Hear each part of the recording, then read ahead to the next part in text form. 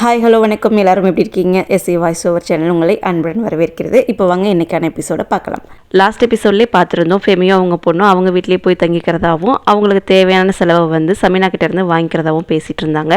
அதை சமீனா கிட்டே இப்போ நேரில் கேட்டுடலாம் அப்படின்றதுக்காக தான் ஃபெமி வந்து சமீனா கிட்டே பேச வராங்க. உங்களுக்கே தெரியும்ல எங்கள் பொண்ணு மேலே நாங்கள் எவ்வளோ பாசம் வச்சுருக்கோன்ட்டு. அவங்க அப்பாவுக்கு எய்மன்னா அவ்வளோ பிடிக்கும், அவ்வளோ பாசமாக வளர்த்தாரு. இது நாள் வரைக்கும் அவள் பசியோடு தூங்கினதே கிடையாது. ஆனால் நேற்று அவள் பசியோடு தூங்கியிருக்கா. நேற்று இதை பற்றி நான் உங்ககிட்ட பேசலான்ட்டு தான் இருந்தேன். நான் கொஞ்சம் சோகமாக இருந்ததுனால என்னால் பேச முடியல. அவளுக்கு இங்கே நடக்கிற அநியாயத்தை பார்த்துட்டு என்னால் கம்மன் இருக்க முடியல அப்படின்ற மாதிரி ஃபெமி சொல்லிட்டுருக்கா. என்ன பேசிகிட்டு இருக்க ஃபெமி? நானும் எய்மனுக்காக என்ன பண்ணலான்ட்டு தான் யோசிச்சுட்ருக்கேன். இந்த கீரை, பழம், காய்கறி இதெல்லாம் அவள் சாப்பிட்டு தான் ஆகணும். அதுதான் அவள் உடம்புக்கும் நல்லது. நீ தான் அவளை ஸ்பாயில் பண்ணி வச்சுருக்க. இப்படிலாம் இருந்தால் ஃப்யூச்சரில் ரொம்ப கஷ்டமாக போயிடும். இந்த வீட்டில் அவள் வயசில் இருக்க எல்லாருமே இதை சாப்பிட்டுட்டு தானே இருக்காங்க. அப்போ அவளும் இதை சாப்பிட்டு தானே ஆகணுன்ற மாதிரி சமீனா சொல்கிறாங்க. என்னோட பொண்ணை இந்த வீட்டில் இருக்க பசங்களோட கம்பேர் பண்ணி பேசாதீங்க. இந்த வீட்டில் என்ன நடக்குதுன்ட்டு எனக்கு நல்லாவே தெரியும். யாருமே அவங்க குழந்தைங்களுக்கு என்ன வேணும்ன்ட்டு கேட்குறதே இல்லை. ஆனால் நாங்கள் எய்மன் அப்படி வளர்க்க கிடையாது. அவங்க அப்பா அவளுக்கு என்னென்ன வேணுன்றதை பார்த்து பார்த்து செஞ்சாங்க. அவளோட ஒவ்வொரு ஆசையும் அவங்க அப்பா நிறைவேற்றி கொடுத்தாங்க. ஆனால் இந்த வீட்டில் நேற்று அவளுக்கு நடந்தது ரொம்ப அநியாயம். ஒரு எக் ஃப்ரை பண்ணுறதுக்கு நீங்கள் விட மாட்டேன்னு சொல்லிட்டீங்க. ஒரு எக்கோட ஒர்த்து எவ்வளோ இருக்க போகுது? அதனால் நான் எவ்வளோ கஷ்டப்பட்டிருப்பேன்னு உங்களுக்கு தெரியுமான்ற மாதிரி ஃபெமி கேட்குறா. உனக்கு நேற்று நடந்தது எதுவும் பிடிக்கலாம், நீ அப்பயே பேசியிருக்க வேண்டியதானே அப்படின்ற மாதிரி சமீனா கேட்குறாங்க. நேற்று நான் ரொம்ப சோகமாக இருந்தேன், அதனால் என்னால் அப்போதைக்கு பேச முடியல. ஆனால் இதுக்கு மேலே என் பொண்ணுக்கு அப்படி நடக்கிறத பார்த்துட்டு என்னால் சும்மா இருக்க முடியாது.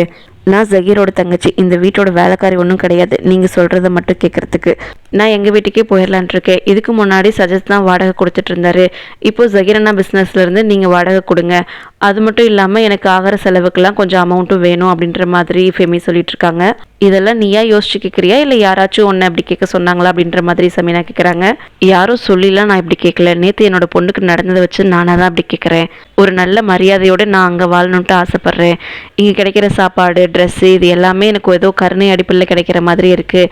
அது எனக்கு வேண்டாம். நான் சந்தோஷமாக அங்கே வந்து வாழணும் அப்படின்ற மாதிரி ஃபெமி சொல்கிறாங்க. நீ ஜகீரோட சிஸ்டர் தான், உனக்கு எல்லா உரிமையும் இருக்குது. நீ எப்போ வேணாலும் இங்கே வரலாம் போகலாம். அதே மாதிரி தான் எல்லா பொண்ணுங்களும் அவங்க அப்பா அம்மா வீட்டுக்கு வரலாம். தங்கச்சிங்களும் அதே மாதிரி தான் அண்ணன் வீட்டுக்கு வரலாம். ஆனால் ஒரே ஒரு கண்டிஷன் தான், நாங்கள் என்ன சாப்பிட்றோமோ அதை தான் நீங்களும் சாப்பிட்டாகணும். நாங்கள் என்ன ட்ரெஸ் போட்டுக்கிறோமோ அதே மாதிரி தான் நீங்களும் போட்டாகணுன்ற மாதிரி சமீனா சொல்கிறாங்க. அதெல்லாம் எனக்கு தெரியாது, மற்றவங்களை பற்றிலாம் நான் பேச வரல, என்னை பற்றி மட்டும்தான் நான் பேச வந்திருக்கேன்ற மாதிரி ஃபெமி சொல்கிறா.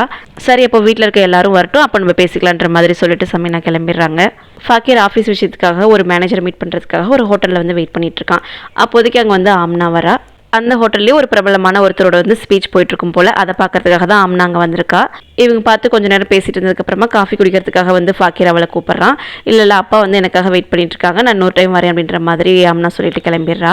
ஆனியால் இனிமேல் காலேஜே போக முடியாதுன்ட்டு அவள் பாவம் உட்காந்து அழுதுட்டு தான் இருக்கா. இன்னுமே ஃபாக்கிர் ஆஃபீஸ்லேருந்து வரும்போது நல்ல பாட்டெல்லாம் பாடிக்கிட்டு ரொம்ப சந்தோஷமாக தான் ரூம்குள்ளே வரான்.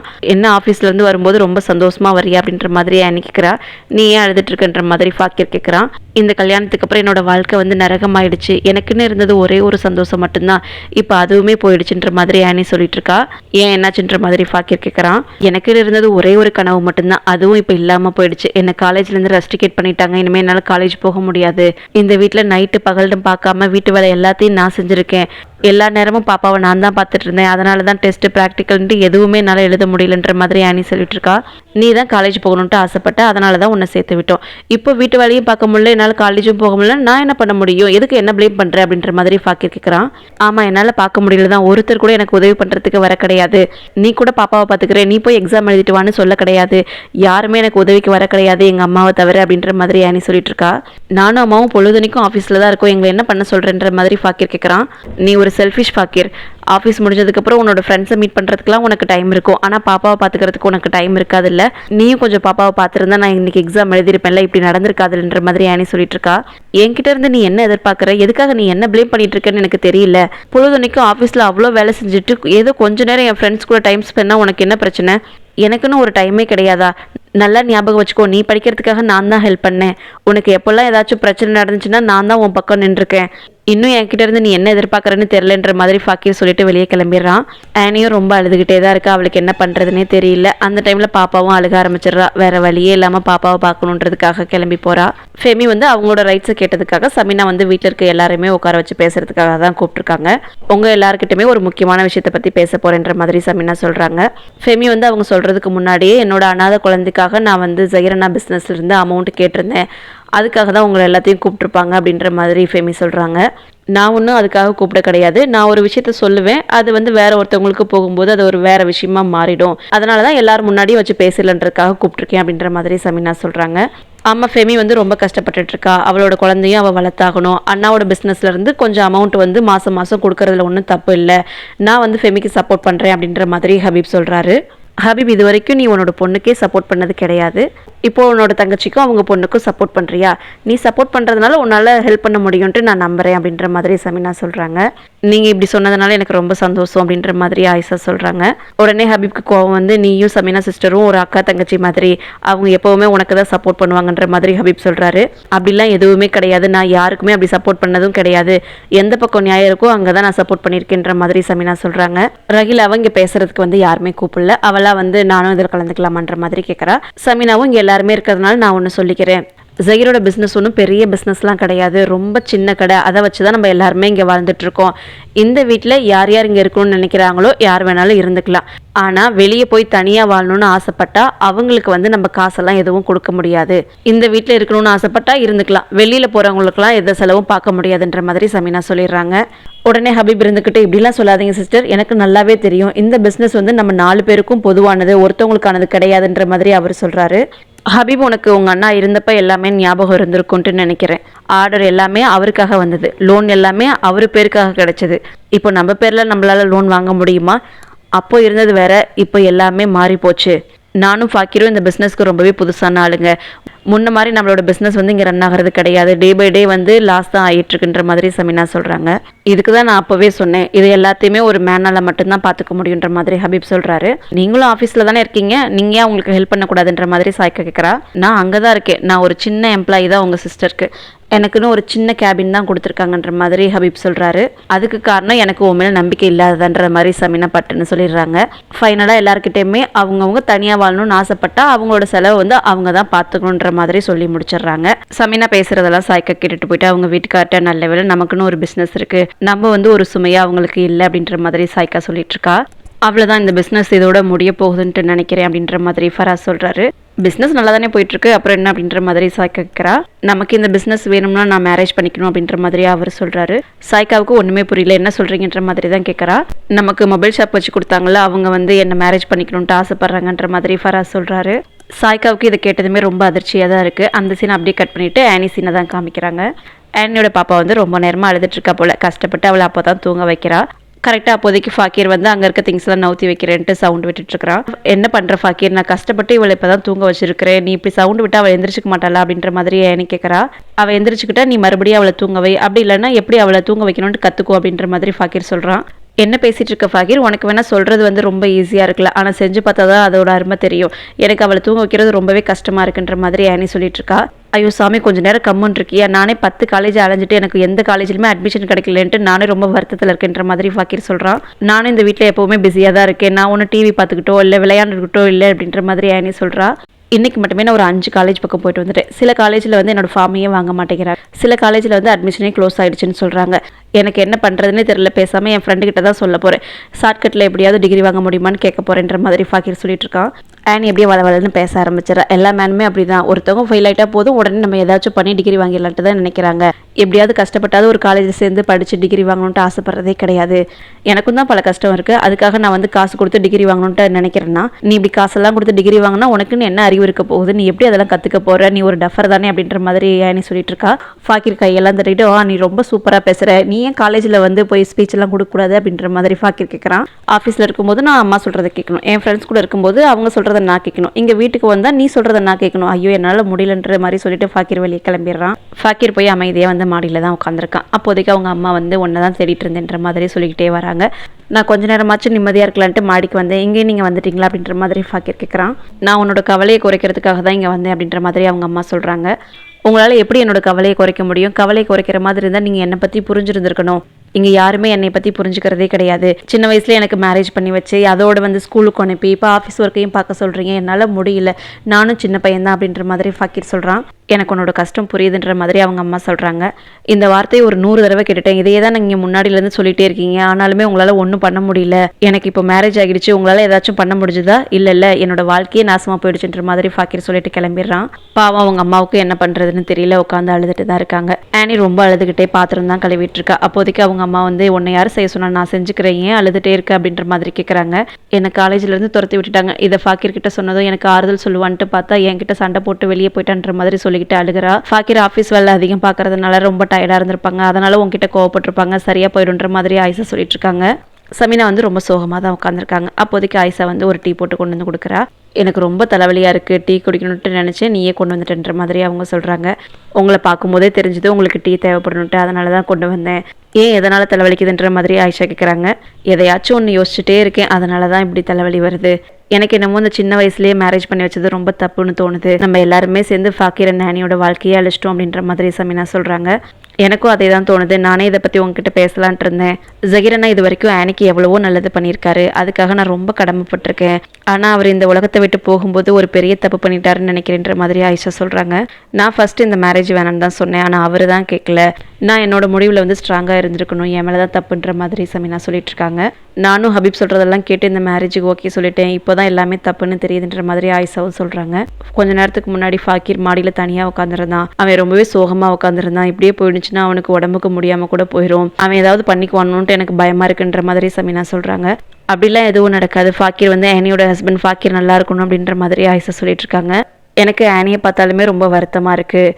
நம்மளோட தப்பை வந்து நம்ம தான் சரி பண்ணணும், ஆனி வந்து ரொம்ப ஸ்ட்ராங்காக மாற்றணும், அவங்களுக்கு கிடைக்க வேண்டியது எல்லாமே கிடைக்கணும், படிப்பு பணம் எல்லாமே அவங்களுக்கு கிடைக்கணும், அவங்களோட லைஃப் வந்து நம்ம லைஃப் மாதிரி இருக்கக்கூடாதுன்ற மாதிரி சமீனா சொல்லிட்டு இருக்காங்க.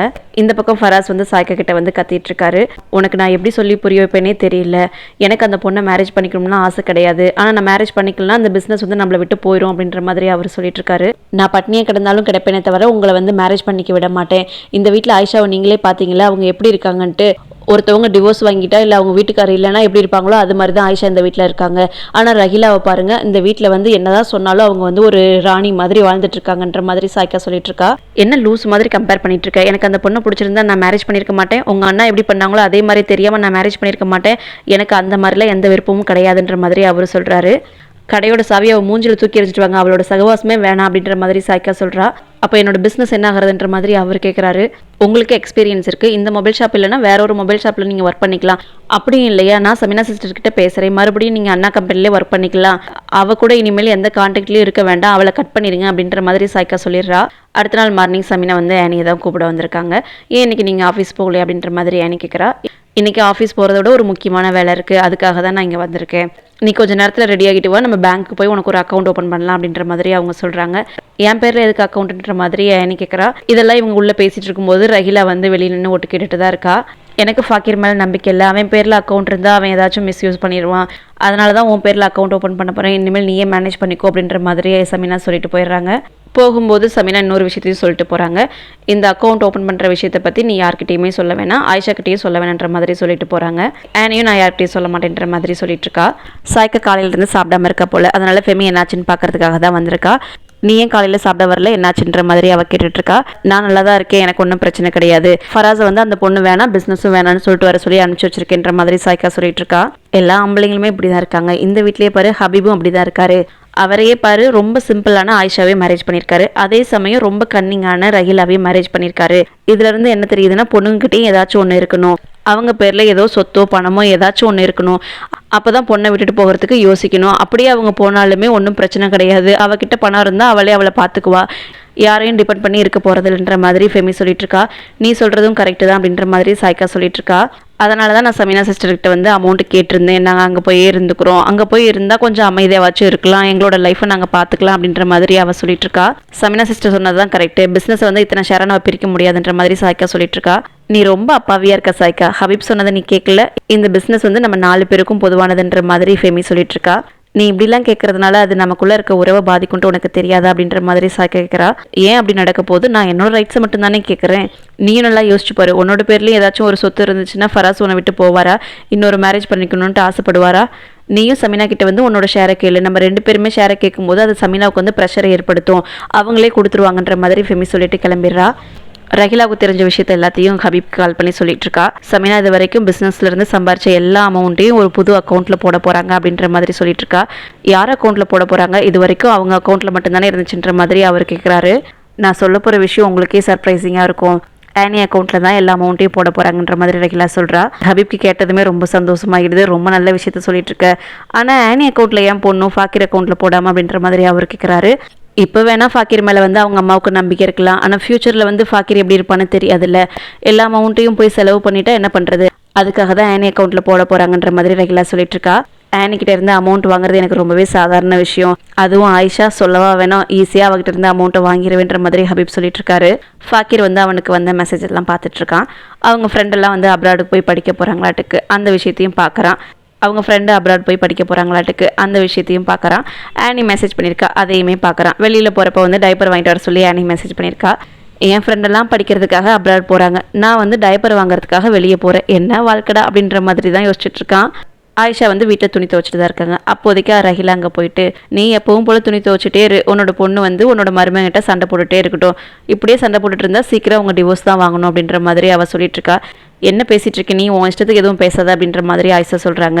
உனக்கு என்ன நடக்குதுன்னே தெரியாதா, நேற்று ஆனி வந்து வெளியே தான் படுத்து தூங்கினா, கண்டிப்பாக அவங்க 2 பேரும் சண்டை போட்டிருப்பாங்க, அதனால தான் அவள் வெளியே வந்து தூங்கியிருக்கான்ற மாதிரி ரஹிலா சொல்கிறா. அப்படிலாம் எதுவும் நடந்திருக்காது, அப்படி நடந்திருந்தா என் பொண்ணு என்கிட்ட சொல்லியிருப்பா அப்படின்ற மாதிரி ஆயிஷா சொல்கிறாங்க. அவள் எதுக்காக உங்ககிட்ட சொல்ல போறா, நீங்கள் யாராச்சும் அவளை பற்றி கவலைப்படுறீங்களா, அவள் அவங்க மாமியார்கிட்ட சொல்லியிருப்பா அப்படின்ற மாதிரி ரஹிலா சொல்கிறா. அப்படிலாம் எதுவும் நடந்திருக்காது, நான் இப்போவே போயிட்டு அவட்ட கேட்குறேன்ற மாதிரி ஆயிஷா கிளம்புறாங்க. எங்கே போகிற ஆயிஷா, ஆனி வீட்லேயே இல்லை அப்படின்ற மாதிரி ரஹிலா சொல்கிறா. ஆனி என்கிட்டலாம் சொல்லாமல் வெளியே எங்கேயும் கிளம்ப மாட்டா அப்படின்ற மாதிரி ஆயிஷா சொல்கிறாங்க. இப்போல்லாம் இங்கே நடந்துட்டு இருக்கிறதே வேற, நீ ஒரு முட்டாள், அதனால தான் உங்ககிட்ட யாருமே எதுவுமே சொல்கிறது கிடையாது. இந்த வீட்டில் என்னென்னமோ நடந்துட்டு இருக்கு, ஆனால் உங்ககிட்ட யாருமே சொல்கிறது கிடையாது. என் காஃபி ஆறிடும், நான் போய் குடிக்கிறேன்ப்பா அப்படின்ற மாதிரி ரஹிலா கொளுத்தி விட்டு போயிடுறா. ஆயிஷாவுக்கு ஒன்றுமே புரியல, அப்படி சொல்லாமல் எங்கே போயிருப்பா, அவங்க அப்பாவும் என்கிட்ட எதுவுமே சொல்கிறது கிடையாது, இவளும் இப்போ எதுவுமே சொல்கிறது இல்லையா, சரி நம்ம கால் பண்ணி போட்டு கால் பண்ணுறா. எனக்கு ஐமன் வந்து ஃபாக்கிரோட ரூமில் வந்து சொல்லாமே எதையோ தேடிட்டு இருக்கா. ஃபாக்கிர் அப்போதைக்கு பாத்ரூம்ல இருந்து வந்ததுக்கப்புறமா இங்கே என்ன பண்ணிட்டு இருக்குன்ற மாதிரி கேட்குறான். என்னோட சார்ஜர் வந்து மிஸ் ஆகிடுச்சு, அதனால தான் ஆனியோட சார்ஜர் எடுக்கிறதுக்காக வந்தேன் அப்படின்ற மாதிரி அவ சொல்கிறா. ஆனி கிச்சனில் தானே இருக்க போகிறா, வேணும்னா அவகிட்டே கேட்டுருக்கலாம்ன்ற மாதிரி ஃபாக்கிர் சொல்கிறான். எங்கள் அப்பா அம்மா வந்து எப்படி நடந்துக்கணுன்ட்டு எல்லாமே எனக்கு சொல்லி கொடுத்துருக்காங்க, நான் ஒன்றும் அவ்வளோ பெரிய முட்டாள் இல்லை அவகிட்ட கேட்காம வரதுக்கு, அவள் கிச்சனில் இல்லை அப்படின்ற மாதிரி அவள் சொல்கிறா. கிச்சனில் இல்லைன்னா மாடியில் இருக்க போகிறா அப்படின்ற மாதிரி ஃபாக்கிர் சொல்கிறான். என்ன மாதிரி ஹஸ்பண்ட் நீ, உன்னோட ஒய்ஃப் வெளியே இருக்கிறது கூட உனக்கு தெரியல, உங்ககிட்ட பெர்மிஷன் வாங்கிட்டு போகலையா அப்படின்ற மாதிரி அவள் கேட்குறா. எங்கே போயிருக்கா அப்படின்ற மாதிரி ஃபாக்கிர் கேட்குறான். ஒரு ஹஸ்பண்டாக உன்னோட பெர்மிஷன் இல்லாமல் வெளியே போகாத மாதிரி நீ தான் கண்டிச்சு வச்சிருக்கணுன்ற மாதிரி அவள் சொல்கிறா. அது எங்களோட பர்சனல் மேட்ரு, நீ இதில் தலையிட வேணான்ற மாதிரி ஃபாக்கிர் சொல்கிறான். இது உங்களோட பர்சனல் விஷயம் தான், ஆனால் இது வந்து அரேஞ்ச் மேரேஜ், இதில் வந்து ஃபுல் ஃபேமிலியும் இன்க்ளூட் ஆயிருக்கு. எனக்கு தெரிஞ்ச வரைக்கும் உங்கள் 2 பேர்த்துக்குள்ளேயும் சண்டை வந்திருக்கு, அதுக்காக உங்ககிட்ட சொல்லாமே வெளியே போகணுன்ற அவசியம் இல்லைன்ற மாதிரி அவள் சொல்லிட்டு கிளம்பிடுறா. ஆனி பேங்க்லேருந்து வந்ததுக்கப்புறமா ஆயிஷா வந்து உங்ககிட்ட முக்கியமான விஷயம் பேசணுன்ட்டு கூப்பிட்டு உட்கார வச்சு பேசுகிறாங்க. ஃபாக்கிர் கிட்ட நேற்று சண்டை போட்டியா அப்படின்ற மாதிரி கேட்குறாங்க. டெய்லியும் நாங்கள் சண்டை போட்டுக்கிறதா, அது சரியாக போயிடும் ஏன் அப்படின்ற மாதிரி அவள் கேட்குறா. உங்கள் அப்பா மாதிரி ஒரு ஆள் கூட வந்து நான் வாழ்ந்துட்டுருக்கேன், ஒரு அப்பா என்ன பண்ணக்கூடாதோ அதை உங்க அப்பா பண்ணாரு, அவரோட 2வது மனைவி வந்து இந்த வீட்டுக்கே கூட்டிட்டு வந்துட்டாரு, எல்லாம் பார்த்து கூட நான் அமைதியாக தான் இருந்தேன்ற மாதிரி ஆயிஷா சொல்லிட்டு இருக்காங்க. என்ன சொல்ல வரீங்க, எதுவாக இருந்தாலும் ஸ்ட்ரைட்டாக பேசுங்க அப்படின்ற மாதிரி ஆனி சொல்றா. என்னால் இங்கே வந்து என்ன நடந்தாலும் தாங்கிக்க முடியும், ஆனால் டிவோர்ஸ்ன்ற ஒரு வார்த்தையை மட்டும் என்னால் தாங்கிக்கவே முடியாது. இங்கே வந்து டிவோர்ஸ் ஆன பொண்ணை வந்து யாரும் மேரேஜ் பண்ணிக்க போகிறது கிடையாது, இந்த சொசைட்டியும் அதை அக்செப்ட் பண்ணிக்காது அப்படின்ற மாதிரி ஆயிஷா சொல்கிறாங்க. உங்ககிட்ட யார் இது மாதிரி சொன்னாங்கன்றது எனக்கு தெரியாது, அவங்க சொன்னது ரொம்ப தப்பு, நான் அது மாதிரிலாம் எதுவும் பண்ண கிடையாதுன்ற மாதிரி ஆனி சொல்லிட்டு கிளம்பும் போது, அம்மா உங்ககிட்ட ஒரே ஒரு கொஸ்டின் கேட்குறேன், டிவோர்ஸ்ன்றது ஒன்றும் அவ்வளோ பெரிய தப்பு கிடையாது, அப்படி இருந்திருந்தா அதை ஏன் கண்டுபிடிச்சிருக்க போகிறாங்க, இந்த உலகம் எதை பண்ணாலும் பேசிட்டு தான் இருக்குன்ற மாதிரி ஆனி சொல்லிட்டு கிளம்பிடுறா. ஆயிஷாவுக்கு ஒரே குழப்பமாக தான் இருக்குது, என்ன பண்ணுறதுன்னு தெரியாமல் தான் உட்காந்துருக்காங்க. இதோட இந்த எபிசோடுமே முடிக்கிறாங்க. உங்களுக்கு இது மாதிரி வீடியோஸ்லாம் பிடிச்சிருச்சுன்னா மறக்காமல் லைக் பண்ணிட்டு பாருங்கள். தேங்க்ஸ் ஃபார் வாட்சிங்.